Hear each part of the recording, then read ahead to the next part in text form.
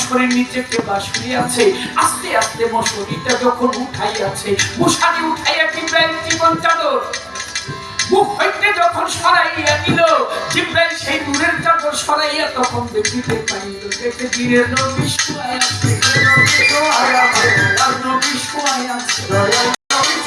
আছে, গোপন চাদরের নিচে নবী শুয়ে আছে।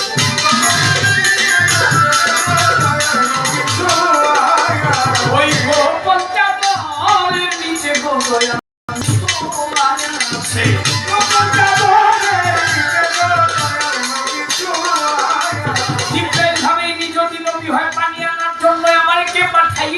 ওইখানে দেরি না করে আবার জিবরাইল রওনা দিয়েছিল, কারণ আসার সময় দেখে আসে পানির নহর চারটি, দুটি উপরে দুটি নিম্ন দেশে ওই পানি গড়াইয়া চলে। জিবরাইল যে রাস্তায় এসেছিল আবার সেই রাস্তায় চলে আসলো কয়েক টাকা দূরে।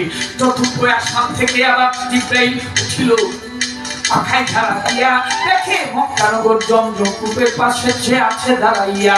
জিবরাইল দেখে দয়াল নবী হাতিম নামক এলাকায় কাবা ঘরের মনিবের সামনে দাঁড়াইয়া আছে। জিবরাইল দয়াল নবীকে দেখে জিজ্ঞাসা করেছে, নবী ওখানে দেখলাম আপনাকে, এখানেও দেখি আপনাকে, আপনি পানি আনার জন্য পাঠাইলেন, পানি কোথায়?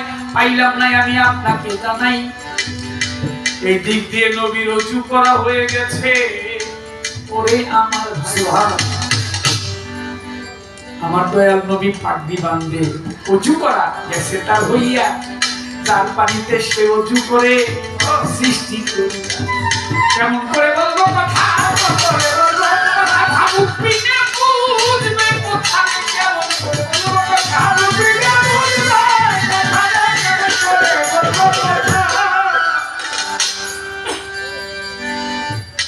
বাকিটা জেনে নিতে হবে।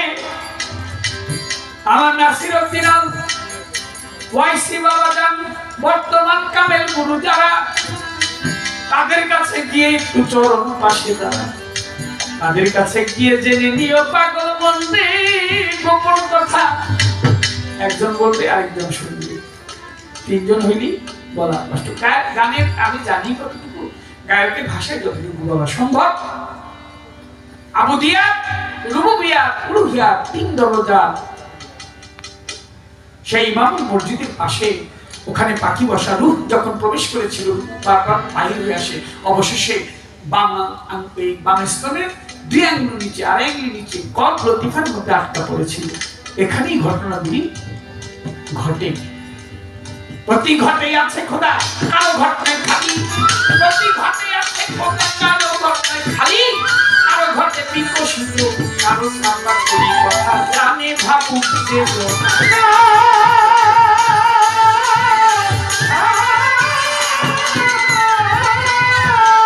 আরো কথা জিজ্ঞেস করি গো লিপি আমারই এই জায়গা।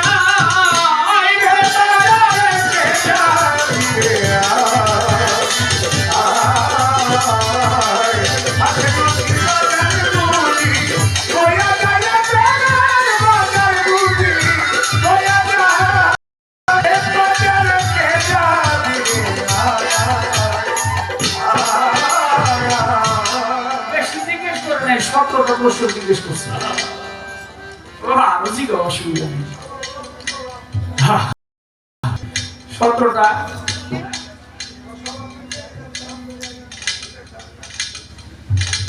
আমি বলছিলাম আমি তো সাজা গুরু রে, সাজা গুরুর আমার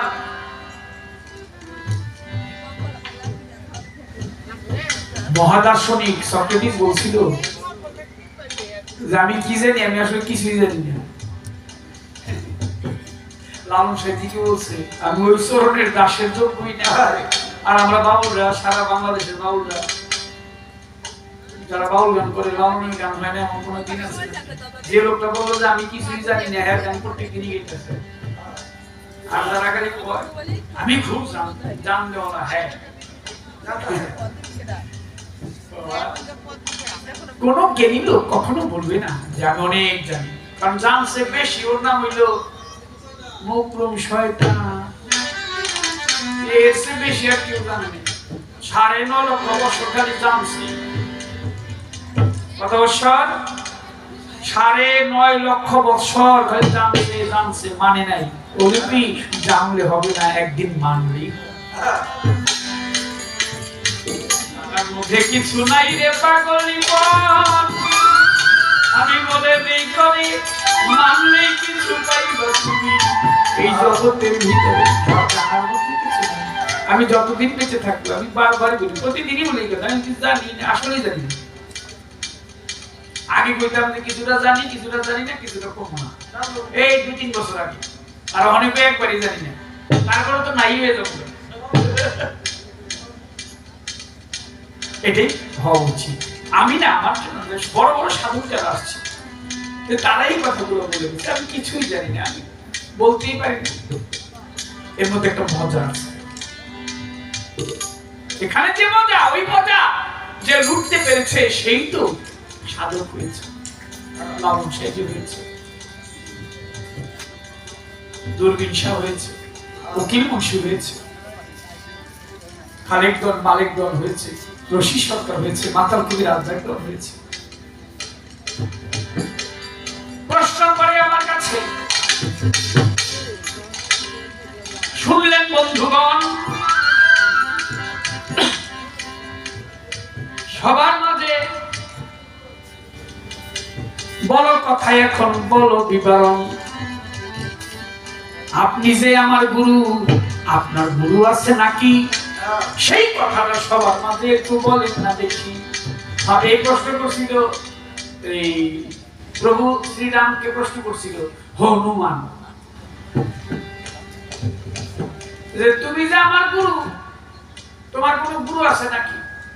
আমার গুরু দেখবি কহ, দেখো একটা কাজ কর, তুই এক কাজ কর, ওই পাতালপুরীতে যা।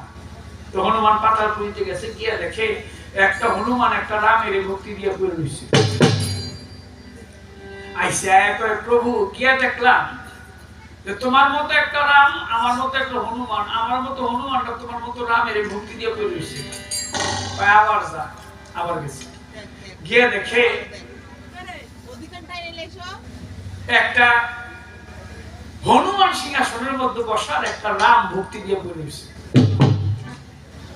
আসছে, আসার পরে প্রভু এবার দেখে আসলাম তোমার মতো একটা রাম, আমার মতো একটা হনুমান, হনুমানটা সিংহাসনে বসা আর রামটা ভক্তি দিয়ে পড়ে রয়েছে।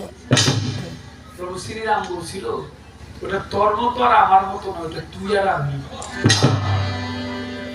হনুমান তুই যখন আমার করলি, তোর একটা কথা কই, তুই জিগাইলি আমার যে আমার কোন গুরু আছে কি, এর জন্য তোর কথাটা কইলাম। তোরে দেখতে মানুষের মতই দেখা যাবে, কিন্তু পিছনে লেঞ্জাটা তোর যাইব না।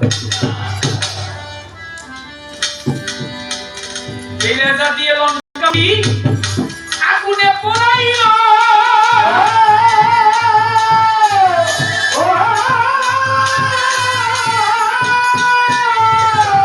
আরেক কথা সবার মাঝে জিজ্ঞাসা ভালো, আরেক কথা প্রশ্ন করে পরে বন্ধুগণ,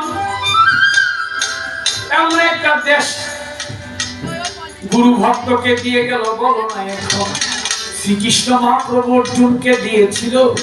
কৃষ্ণ কুরুক্ষেত্রের যুদ্ধ শেষে দ্বারকায় চলে গেল। তখন কিন্তু এরকম বড় বড় মহাভারতের যে যুদ্ধ, এরকম ছোট ছোট দেশ ছিল। মনে করেন মানিকগঞ্জে একটা দেশ, আমার কেরানীগঞ্জে একটা দেশ, ছোট ছোট এরকম দেশ ছিল, খন্ড খন্ড। শ্রীকৃষ্ণ বলে গেলেন যে আমি তোমাকে এটা দিয়ে গেলাম। এর মধ্যে অনেক আলোচনা।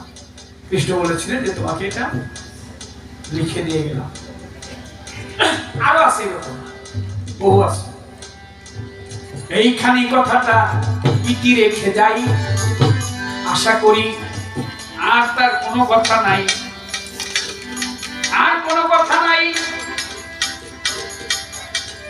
দেখিলাম আর শরীর থাকলেও কথাগুলি আমি বইলা দিব পরে, তারপরে যদি থাকে না আমি একেবারে অল্প করে বলছি। বল ভাই আমি ভাই এই যে প্রশ্ন না, বিষয় না বলতেই পারি, প্রশ্নের কোনো ব্যাপার না, গুরু কৃপা হলে কিনা। অল্প করে বললাম কথা। আসরের ভিতর একটা ছোট্ট প্রশ্ন, আমার কথা ধর, ছোট্ট একটা প্রশ্নে আমি করে যাব তাই, তা না হইলে দাঁড়াইয়া কি বলি বেলা শুনি। ছোট একটা প্রশ্ন বাবা তার এই করতে চাই, যেহেতু হাতে সময় বেশি নাই।